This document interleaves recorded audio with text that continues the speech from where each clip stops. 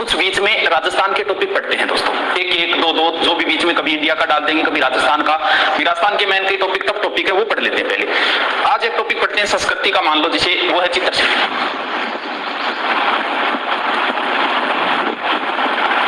इस टॉपिक को समझना ज्यादा है, रटना कम है। राजस्थान की चित्रशैली। देखो, चित्रशैली का मतलब यही हो गया कि पुराने समय में कहां कौन से चित्र बनते थे, इसका अलग अलग विभाजन किया।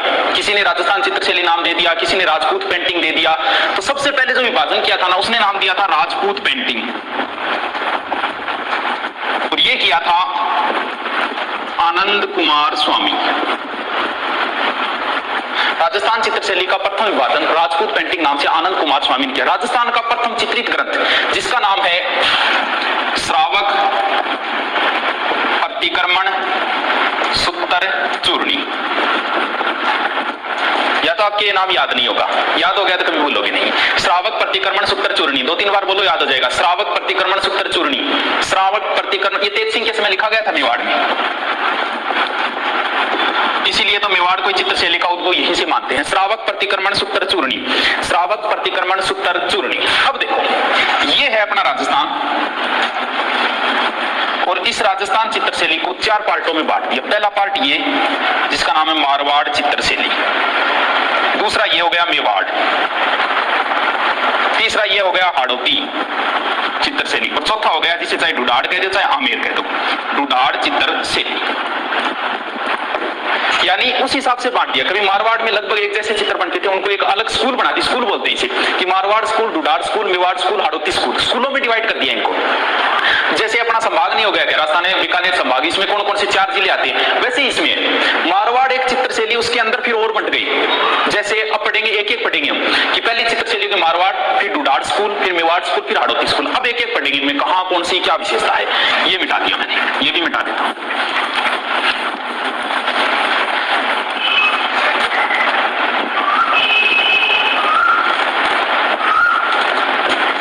मारवाड़ चित्रशैली, मारवाड़ चित्रशैली। देखो दोस्तों, मारवाड़ एक स्कूल है, उसके अंदर नीचे फिर और विभाग है। इनमें जैसे आएगी एक बीकानेर चित्रशैली, एक आएगी जैसलमेर चित्रशैली, एक आएगी जोधपुर चित्रशैली, और एक आएगी किशनगढ़ चित्रशैली। अब यही से एक बार प्रश्न पूछा था, क्या पूछा था कि किशनगढ़ चित्रशैली किस शैली की उपशैली है। यहाँ बच्चे कंफ्यूज हो गए थे क्योंकि किशनगढ़ यहाँ पड़ता है। कुछ बच्चों ने सोचा कि ढूढ़ाड़ के अंदर आती होगी, कुछ ने सोचा मारवाड़ में, कुछ मेवाड़ वालों में करके आ गई। किशनगढ़ में राठौड़ों का राज था, और राठौड़ों का राज यहाँ था, यानी ये इसी के अधीन आती है। मारवाड़ चित्रशैली की एक उपशैली है किशनगढ़ चित्रशैली। किशनगढ़ चित्रशैली किस शैली की उपशैली है, ऐसे प्रश्न आया था, किसकी हो गई है, मारवाड़ चित्रशैली। अब समझना है, मेन चीज चित्रशैली का मतलब यही है कि कहां कौन से कैसे चित्र बनते थे, चित्र किसा बना करता, बात ये है। अब जैसे आप पेंटर हो, अपने आप को लो, या मैं लेता हूं कि मैं पेंटर हूं, जैसे आई एम ए पेंटर। आदमी कैसे चित्र बनाएगा, जैसे आप एक पेंटर हो, आप वही चित्र बनाओगे जो आपने देखे। जैसे मैं आपसे कह दूं ऑक्टोपस का चित्र बनाओ, आप बना दोगे क्या, आपने देखा ही नहीं, कैसे बनाओगे। आदमी जब भी पेंटिंग शुरू करता है, सबसे पहले या तो बनाता है अपने घर का चित्र, या फिर गांव का बनाता है, गांव के नजदीक तालाब का बनाता है। क्यों बनाता है, क्योंकि जैसा उसने देखा है वही चित्र बनाएगा, जो देखी नहीं वो चीज कैसे बनाएगा। अब जैसे यहाँ के मारवाड़ के जो चित्रकार थे, उन्होंने मारवाड़ से बाहर कुछ देखा ही नहीं, क्योंकि उस समय देश उसी को माना था। पहले जो राजा थे ना, वो अपना देश, जैसे मारवाड़ का राजा मारवाड़ को अपना देश मानता था, मेवाड़ वाला सिर्फ मेवाड़ को अपना देश नहीं मानता था। अगर उसे देश निकाला दे दिया मेवाड़ से, तो मारवाड़ में आ जाए, उसे कोई प्रॉब्लम नहीं थी, क्योंकि वो अपना देश, तभी तो देखा नहीं मारवाड़ पे आक्रमण हो रहा है, मेवाड़ वाले को कोई मतलब नहीं है, क्योंकि वो देश अपना सिर्फ उसी क्षेत्र को मानता था। अब इससे बात तो उनका जाना, आज तो चलो हम फिर भी कश्मीर चले जाते हैं, कहीं घूमने चला जाते हैं, उस समय ये बात नहीं थी। यानी जो मारवाड़ का आदमी है, मारवाड़ का कोई पेंटर है, तो वो कैसे चित्र बनाएगा, वैसे ही बनाएगा जो मारवाड़ में, जैसे वो सीधा देगा आपको घोड़े, ऊंट, गधे, कुत्ते, झाड़ियां, बड़े बड़े टिल्ले आदि किस चित्रशैली की विशेषता है। अब आप बताओ, ऐसे चित्र कहां है, बड़े बड़े टिल्ले यही तो है। इन्होंने तो बेचारों ने कभी झील वगैरह देखी नहीं, क्योंकि है ही नहीं, यहाँ चीजें यही है। जैसे यहाँ का पेंटर क्या बनाएगा, घोड़े देखिए, चलो घोड़े तो सब में बनेंगे, सभी जगह थे। ऊंट ज्यादा अपने पास थे, झाड़ियां अपने पास ही है, रेत के टिल्ले, कुत्ते। अब भाई हमने तो यही चीजें देखी, यही बनाएंगे, जैसी देखेंगे वैसी बनाएंगे। तो यानी ये सब चित्रशैली, यानी घोड़ा, गधिया, कुतिया, झाड़िया, टिलिया, ये सारी चीजें कौन सी चित्रशैली की विशेषता है? आप पर लेगी, क्योंकि मारवाड़ का आदमी इन्हीं चीजों को देखेगा और यही चीजें बनाएंगे। ये ऑल ओवर सब में काम करेगी, लेकिन एक में नहीं करेगी। जैसे अगर वो कह दे बत्तख, नावें, कमल के फूल आदि किस चित्रशैली की विशेषता है?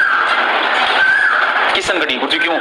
क्योंकि किशनगढ़ अजमेर में आ गया, अजमेर के नजदीक कभी ना कभी वो पुष्कर झील को भी जाके देखेगा, वहां नाव भी देखेगा, कमल के फूल भी देखेगा। यानी ये सारी विशेषता फिर किस में आएगी? किशनगढ़ वाले ने ये चीजें नहीं देखी, क्योंकि आपको पता है ये मुरस्कल में वैसे नहीं आता, क्योंकि यहाँ के लोगों को ये चीजें देखने को नहीं मिलती। जो ये है झाड़ियां, टिल्ले वगैरह ये नहीं मिलते, तो किशनगढ़ चित्रशैली में थोड़ी सी विशेषता बदल जाती है। बाकी इन तीनों में एक ही विशेषता रहेगी, ये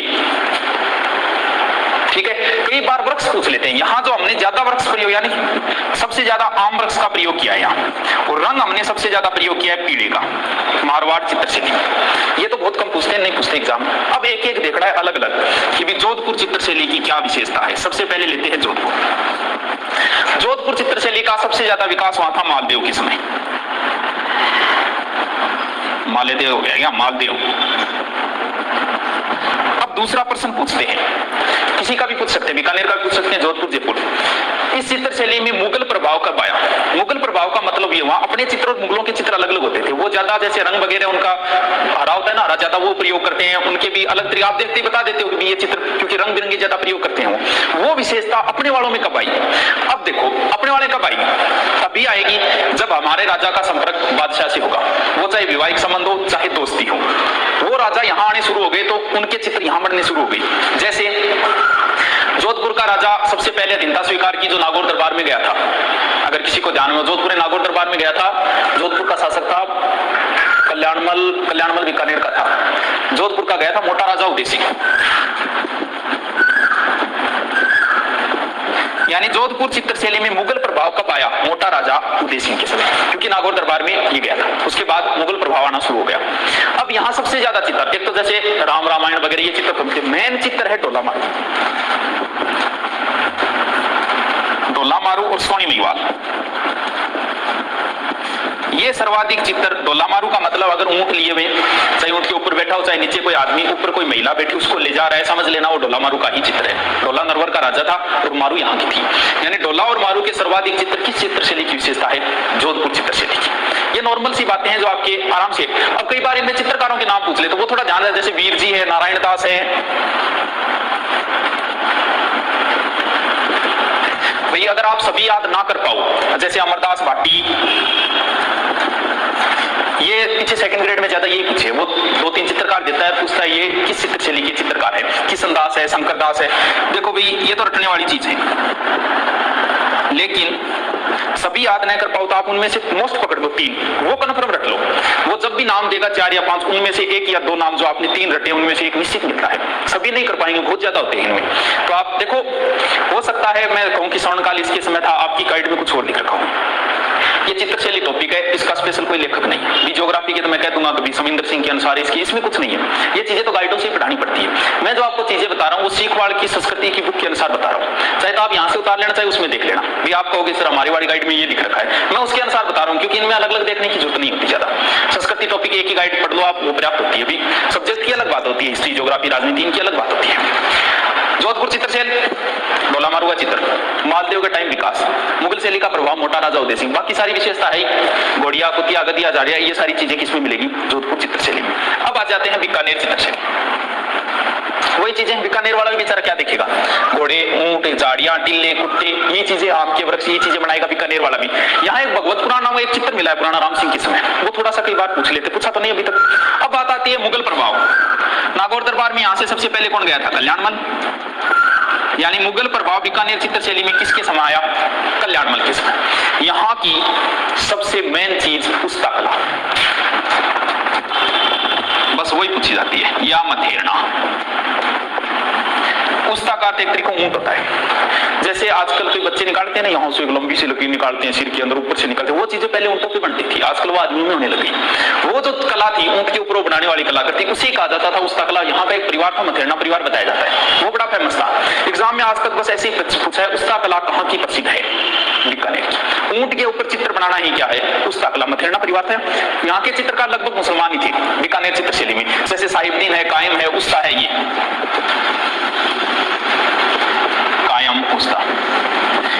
सबसे मोस्ट विशेषता एक तो हो गई सीधी सी उस्ता क्लास, सबको पता है। एक लास्ट विशेषता जो इसकी एक अलग ही करती है इसको, वो देखो क्या है। जैसे मैं चित्रकार हूं बीकानेर का, मैंने एक चित्र बनाया, ये बना दिया, मान लो हाथी का, जैसे ये चित्र बना दिया हाथी का। चित्र बनाने के बाद जैसे आजकल के पेंटर लिखते हैं वैसे ये नाम लिख दिया मैंने, फिर आज की डेट डाल दी जो भी है, बस यही विशेषता इस चित्रशैली की।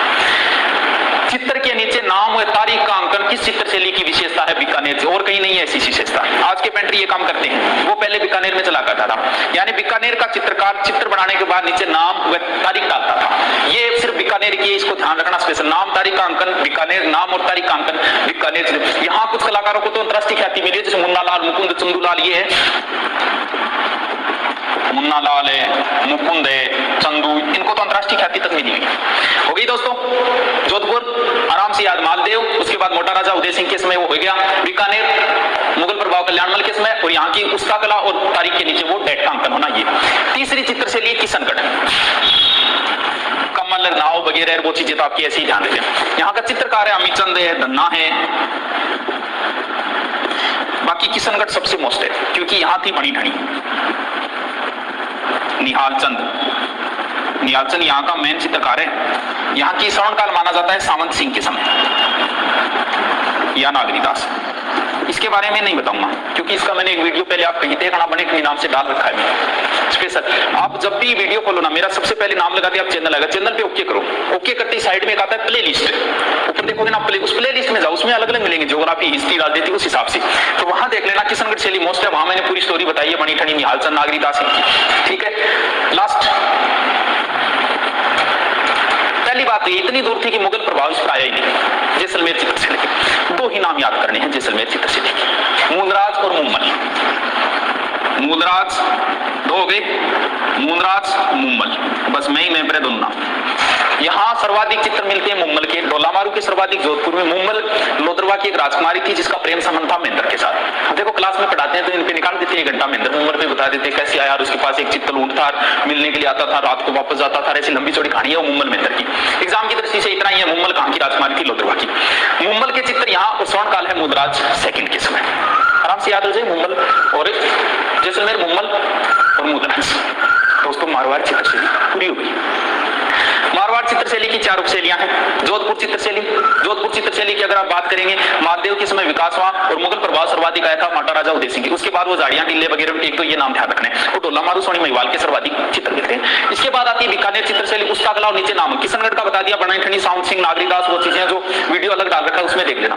और जैसलमेर की मूलराज मुम्मल, मूलराज मुम्मल, मूलराज मुम्मल, बस। मूलराज के इसमें स्वर्णकाल और मुम्मल यहाँ का प्रसिद्ध चित्र है, मिटा देता हूँ। ठीक है, ये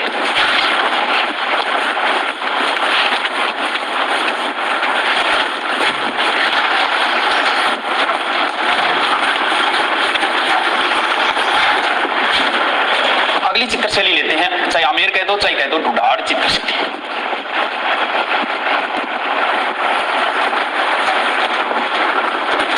यानी इसमें मेन आ जाएगा एक तो आपका जयपुर या आमेर, और एक आ जाएगा अलवर, दो या की इसमें। आमेर कह दो चाहे जयपुर लिखो तो कुछ जयपुर भी लिख देते हैं, लेकिन आमेर ही में सर्वाधिक मुगल प्रभाव किस चित्रशैली पे आया? तो सीधी सी बात है आमेर, क्योंकि सबसे पहले अधीनता स्वीकार भी की और सर्वाधिक भी मुगलों का जहां आना जाना सर्वाधिक हो। जैसे मुगलों की बेगमें यहाँ आई, यहाँ आएगी तो आके वो नमाज वगैरह भी पढ़ेगी। अब उनको हमारा चित्रकार देखेगा तो नमाज बनाती महिला के चित्र भी बना देगा, तो नमाज बनाती महिला के चित्र यही। अब क्या किसका था लड़ाई का? मुगलों का था, वो आक्रमण करते थे, उनके साथ दोस्ती हो गई तो लड़ाई झगड़े की बात खत्म। अब आदमी के पास लड़ाई झगड़े को नहीं रहे तो वो क्या काम करेगा? वो करेगा पशु पक्षियों को लड़ाना शुरू कर दिया। कभी गेम खेलते हैं ना फुर्सत के समय, यानी पशु या फिर कहते पक्षियों सर्वाधिक लड़ाइयों के चित्र। इसके अलावा आपको एक बात का पता है कि राजस्थान में सर्वाधिक हाथी कहां पाए जाते हैं? आमेर में। तो हाथियों की लड़ाइयों के चित्र, हाथियों लड़ाइयों में चित्र। इसके अलावा अगर बात करें तो थोड़ा बहुत मिल जाते हैं, कामसूत्र वगैरह के भी मिलते हैं चित्र फुर्सत में, और क्या करें? फिर पशु पक्षी लड़ाई, हाथियों की लड़ाई, कामसूत्र। एक देखो यहाँ एक चित्र है जो साहिबदीन ने बनाया था, चित्रकार था साहिबदीन, वो बनाया था ईश्वर सिंह का। फेमस चित्र है। यानी ईश्वर सिंह का आदमकद, आदमकद बोलते पैर से लेके सर तक। कभी देखना आप जयपुर के महाराजाओं का जब भी कोई चित्र आता है तो ऐसे आता है, ऐसे बाला लेके ऐसे खड़ा है, पूरा चित्र आदमकद चित्र। वो चित्र यहाँ ही बने थे, आमेर से शुरू हुए थे। यानी ईश्वर सिंह की आदमकद मूर्ति का सर्वप्रथम चित्र बनाया था साहिबुद्दीन। आदमकद मूर्ति यानी पैर से लेके। यहाँ कुछ चित्रकारों के नाम याद रखो तो जैसे मोहम्मद शाह, यहाँ भी लगभग ज्यादा चित्रकार मुसलमानी नाम ही ज्यादा मिलते हैं, रामजी दास, साहिबुद्दीन,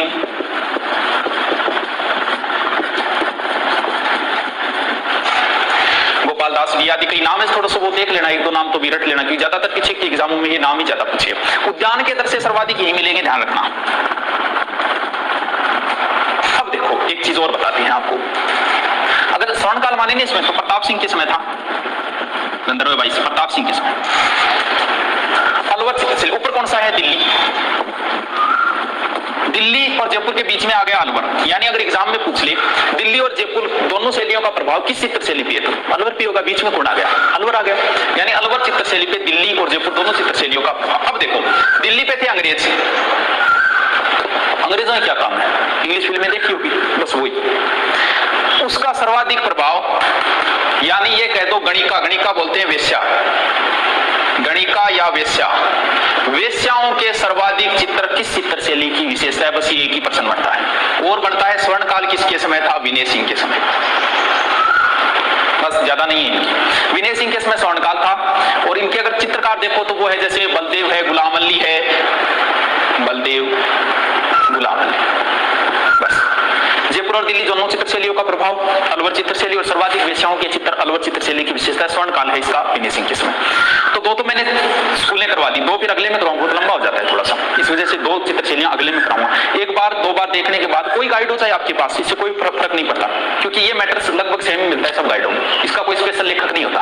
आप किसी गाइड से बाद में चित्रशैली टॉपिक देखोगे आराम से समझ में आ जाएगा, नहीं आए तो इसे दो बार देख लो, कोई बात नहीं किसी तरीके, क्योंकि हो सकता है आपके गाइड में कुछ और लिख रखा हो स्वर्णकाल। मैं इसको कंफर्म इसलिए नहीं कह सकता क्योंकि इसका कोई स्पेशल लेखक नहीं है, राइटर नहीं है। भी ज्योग्राफी हिस्ट्री में तो राइटर से पढ़ाते हैं, इनमें कौन सा राइटर? चल रही थी दोस्तों चित्रशैली में, मैंने एक तो मारवाड़ करवा दिया था और करवा दिया था ढूढाड़। भैया आप ये मत सोचना कि ड्रेस चेंज कैसे होगी, वो क्या वहां 8-10 दिन पहले बनाया था, अब टाइम मिला तो उनको जोड़ देंगे राजस्थान। चित्रशैली टॉपिक थोड़ा सा भी आप थोड़ा सा गहनत देने से पढ़ना इसको, ये टफ टॉपिकों में आता है। ज्योग्राफी में सबसे टफ टॉपिक, सॉरी संस्कृति के टफ टॉपिक जल्दी से समझ में नहीं आता।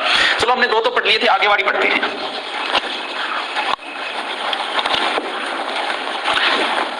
अब अपने एक चित्रशैली बताई थी ये, यानी मेवाड़ चित्रशैली। मेवाड़ चित्रशैली, मेवाड़ चित्रशैली में एक तो खुद आ जाएगा उदयपुर, एक आ जाएगा नाथद्वारा,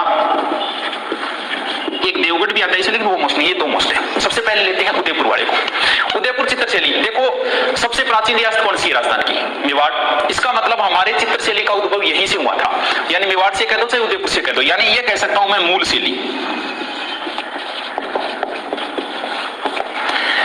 अब देखो यहाँ भी चाहे स्थापत्य में आ जाए चाहे किसी में आ जाए, कुंभा बड़ा महत्वपूर्ण है मेवाड़ के अंदर। और आपके एग्जाम में ध्यान रखना, मेवाड़ सबसे ज्यादा अगर प्रश्न उठते हैं तो ध्यान रखना दोस्तों, मेवाड़ रियासत से उठते हैं। राज सिंह, महाराणा प्रताप और कुंभा, हर एग्जाम में इन तीनों से एक प्रश्न घुमा फिरा के आता ही है। महाराणा प्रताप वगैरह तो कोई पेपर बनता ही नहीं है राजस्थान का। हाँ इनके मोस्ट में डालूंगा, संग्राम सिंह सांगा को तो डाल दिया था मैंने, लेकिन ये दो चार और बच्चे कोशिश करूँ। महाराणा प्रताप पे तो मैं पूरा अध्ययन कर रहा हूँ कि भी अच्छे से इतने डिटेल से डालूं कि जितना किसी ने नहीं बताया प्रताप के बारे में। यहाँ कुंभा का ही नाम आता है, देखो चित्रकला का जनक यहाँ कुंभा ही माना जाता है अगर जनक की बात करें तो। यहाँ का एक शासक था जगत सिंह प्रथम, जगत सिंह फर्स्ट। स्वर्णकाल इसके समय माना जाता है चित्रकला का, स्वर्णकाल जगत सिंह प्रथम मेवाड़ का। मेवाड़ के जगत सिंह के समय यहाँ का चित्रकला का स्वर्ण, उसने कुछ चित्र बनवाए थे यहाँ, जैसे रागमाला, रागमाला है, भगवत पुराण है, रामायण है और गीत गोविंद, इन पे कुछ चित्र बनवाए थे इसने। यहाँ देखो एक नाम कभी आपने सुना हो तो पंचतंत्र, बहुत फेमस है, ये विष्णु शर्मा की लिखा हुआ है पंचतंत्र। बहुत बार एग्जाम में पूछते हैं पंचतंत्र किसने लिखी थी, पंचतंत्र किसने लिखी थी? विष्णु शर्मा ने। पंचतंत्र विष्णु शर्मा, पंचतंत्र विष्णु शर्मा, पंचतंत्र बहुत मोस्ट है, इसलिए बोल रहा हूँ बार बार। किसी चीज को मैं 2 या 3 बार बोलता हूँ समझ लेना मोस्ट है, बार बार बताने की जरूरत नहीं है। पंचतंत्र किसने लिखी थी? विष्णु शर्मा जी ने। इसमें कुछ कहानियां हैं, उस समय कहानियां बहुत प्रचलित हुई थी पंचतंत्र। एक कहानी कलीला दमना, 2 गिद्धड़ों की इसमें, एक बुरा किधर है, एक अच्छा किधर है। कलीला दमना के भी यहाँ चित्र मिलेंगे, प्रश्नतंत्र की दो पात्र माने जाते हैं, यानी कलीला दमना ज्यादा पूछा जाता है इसमें, क्योंकि ये रामायण महाभारत की तो मारवाड़ में भी चित्र मिलेंगे। तो कलीला दमना के चित्र कहाँ की चित्र शैली में है, उदयपुर की, दो गिद्धों से संबंधित वो कहानियां है इसमें। यहाँ अगर चित्रकार की बात करें तो इसमें हो जाएगा साहिबदीन, कृपाराम, एक दो याद कर लेना, मनोहर जीवाराम। अब देखो क्या करना है, स्वर्णकाल किसके समय था, जगत सिंह। इसने क्या किया, उदयपुर के महलों में एक चीज बनवाई, क्या बनवाई, जिसका नाम था चितेरों की ओवरी या फिर तस्वीरा रो कारखाना। वो किए गुरुजी, देखो किए, नाम पता लगा, तस्वीरा रो कारखाना या तस्वीर खींचना हो कारखाना, चितेरों की ओवरी, चित्रों मतलब चित्रकार। ये कह सकते हो कि राजस्थान का पहला स्टूडियो यही था, उदयपुर में खुला था, यहाँ चित्रकार रहते थे चित्र वगैरह बनाना। जगत सिंह प्रथम ने राजस्थान का पहला स्टूडियो कह दो आप, भी किताबी भाषा तो अलग आएगी, लेकिन चितेरों और तस्वीरें, इसमें क्या पहले चित्र इस तरह से नहीं बनते थे कि भी जैसे सामने बैठा दिया क्लिक कर दिया हो गया था। चित्र बनाने के लिए जैसे राजा महाराजा को जिस स्थिति में बैठे उसी स्थिति में हो सकता है 5 घंटे 5 दिन भी बैठना पड़ जाए, वैसी स्थिति में बैठे रहता, वो जैसे फिल्मों में नहीं आता वो देखकर बनाता रहता, ऐसे बनते थे चित्र, बहुत टाइम लगता था चित्र बनाने में। ये राजस्थान का पहला स्टूडियो है, चित्तौरों की ओवरी या तस्वीरारों कारखाना। यहाँ अगर चित्रों की बात करें तो वही है, जैसे हाथी है, चकोर की पक्षी है, कदम वृक्ष, यही है। मैं ये थोड़े से नाम ध्यान रखना, बहुत प्रसिद्ध है दोस्तों नाथ द्वारा। यहाँ श्रीनाथ जी की मूर्ति अगर पता हो आपने किसने लगवाई थी, राणा राज सिंह ने, बड़ा ही अच्छा शासक है राणा राज सिंह। पढ़ाऊंगा राज सिंह के बारे में। यहाँ का स्वर्ण काल उसी के समय माना जाता है, राज सिंह के समय, जो हाड़ी रानी जो कांड हुआ था ना उसके समय, जो राज सिंह ही तो था, राज सिंह शासक था, राज सिंह के समय यहाँ का स्वर्ण काल है। अगर नाथ द्वारा आपको पता हो किसके लिए फेमस है, नाथ द्वारा नाथ जी के लिए फेमस है, नाथ जी यानी भगवान कृष्ण के लिए फेमस है नाथ द्वारा। या नाथ द्वारा नाम आते ही अगर आप जीके पढ़ते हो तो आपको भगवान कृष्ण की छवि आनी चाहिए, क्योंकि नाथ द्वारा उसी के लिए प्रसिद्ध है राजस्थान में, बहुत महत्वपूर्ण स्थान है नाथ द्वारा राजस्थान का। यानी यहाँ कौन है, भगवान कृष्ण। इसका मतलब यहाँ जो चित्र होंगे वो कृष्ण से रिलेटेड ही होंगे, जैसे कृष्ण की बाल लीला, गोपियों के साथ वो खेलते हुए, दही हांडी वाड़ी, यानी जितने भी चित्र होंगे भगवान कृष्ण से संबंधित ही होंगे इस नाथ द्वारा शैली के अंदर। एक देखो यहाँ की एक चीज फेमस है, पिछवाइयां, कई बार पूछा जा चुका है पिछवाइयां कहां की प्रसिद्ध है। पिछवाइयां में क्या होता है, पिछवाइयां यानी आगे भगवान कृष्ण की मूर्ति, जस्ट पीछे एक पर्दा लगा हुआ है पीछे, उसके ऊपर चित्र है, वही चित्र कृष्ण की बाल लीलाएं, कहीं कुछ कहीं दही, कहीं कुछ कहीं दोस्तों के साथ कहते हैं, वो सारी बाल लीलाओं के चित्र है, उसे पिछवाई कहा जाता है। और एग्जाम के लगभग पेपरों में आप 3 पेपर उठाओ उसमें एक ही पूछा जाता है, पिछवाइयां कहां की प्रसिद्ध है, नाथ द्वारा। पिछवाइयां कहां की प्रसिद्ध है, नाथ द्वारा। पिछवाइयां नाथ द्वारा, पिछवाइयां नाथ द्वारा, यानी पिछवाइयां कहां की प्रसिद्ध है, नाथ द्वारा की। और देखो यहाँ 2 महिला चित्रकारों के भी नाम मिलते हैं, कमला और इलायची नाम की, कमला प्लस इलायची, अब इलायची नाम की भी महिला हुई है, कमला और इलायची। अब चित्रों की बात करें तो भगवान कृष्ण को किससे प्रेम था, गायों के चित्र मिलेंगे, भगवान कृष्ण मोर मुकुट धारण करते थे, मोर के भी चित्र मिलेंगे। तो ये और गायों को जैसे केड़ा वगैरह होते हैं, केड़ों का भी संबंध बताया जाता है इनसे, तो केड़ों के चित्र मिले, बस ये स्वर्णकाली हो गया राज सिंह के समय। ये लो अब एक शैली और है यहाँ, चावंड है, नाम ना बता देता हूँ, ज्यादा मोस्ट नहीं है, चावंड शैली।